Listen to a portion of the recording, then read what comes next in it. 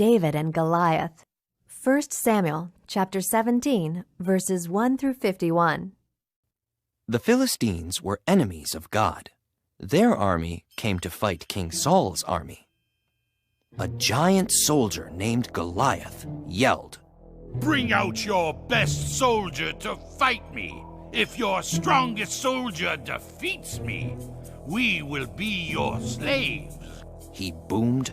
"If I defeat him, you will be our slaves."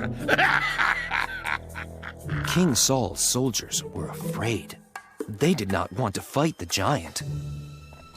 Meanwhile, young David was taking food to his brothers. They were soldiers in King Saul's army. When David reached the camp, he saw Goliath. David heard the giant's challenge. "I am not afraid to fight the giant," said David.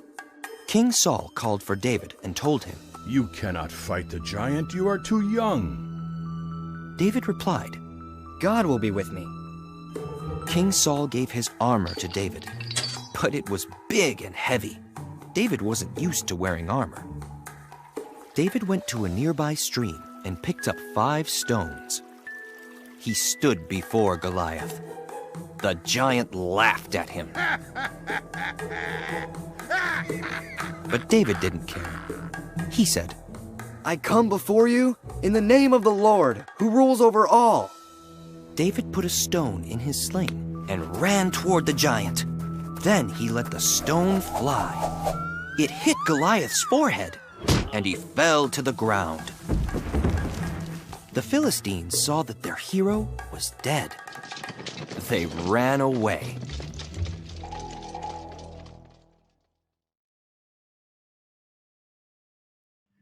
These are the list of items you will need for the handwork, so please pause the video and get them all together.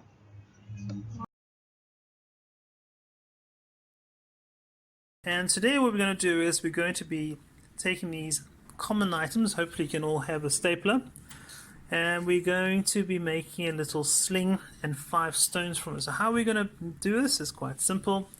You're going to take this cotton and you're going to take a length. The length of the cotton is going to be the same length as the width of the paper. Once you've got that, you cut it. And what I need you to do is, every string has 2 ends to it. You knot the one side. Put a knot into it. And you don't have to worry about putting a knot on the other side. Again, it's just about the length of the A4 paper. It doesn't matter if it's slightly longer. It's actually better if it's slightly longer. So that's the first one.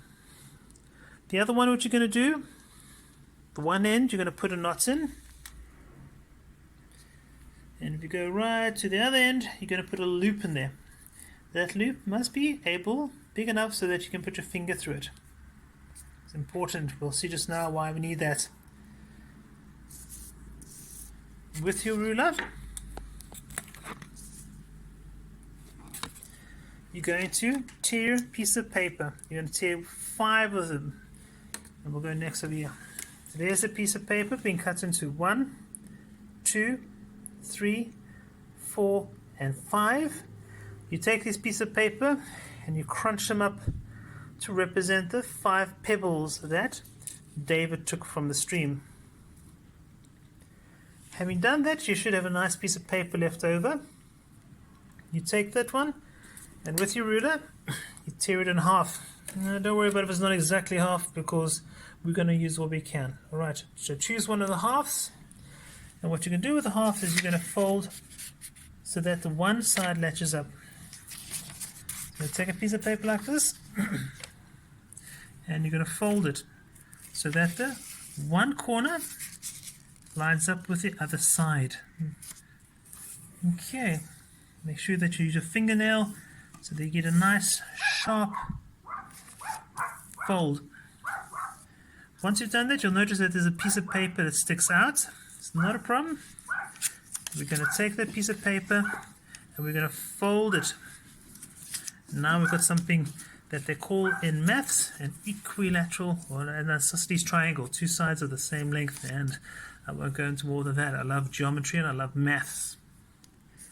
Once you've done that, you're going to take the one corner and fold it in so that it looks like this over here. And the last fold that we need to do is we take the one corner and fold it in again, so that you should end up having something that looks like this. So let's go through it one more time. The piece of paper that is left behind, we tear in half. We take the one paper and we fold it in such a way so that from the one corner the two sides match up. It's very important to do that. The piece that's left behind we fold in and over. We then fold that side across, and the last fold we do is to the left and right hand side. We fold them in so that we end up something looking like an envelope. I don't think many of us know what envelopes look like anymore. You can also say it looks like the Gmail symbol. Okay, what we do then is we get this fella called a stapler. We get your two strings. Now where the knot is, you're going to maybe need to ask your mom's help for this, because it takes a little bit of skill. You're going to take the stapler and you're going to staple it on the one side and the other knot on the other side. And there we go.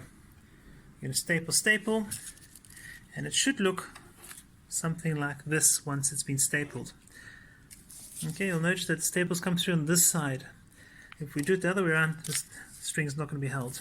Okay, so the one place has got the loop and the other place has got the string. We take one of the little stones, you can fold it in there, and on the one finger you're basically going to put this in here, because that is what you hold. Because with a sling, it's going to be complicated to do this by hand. There we go.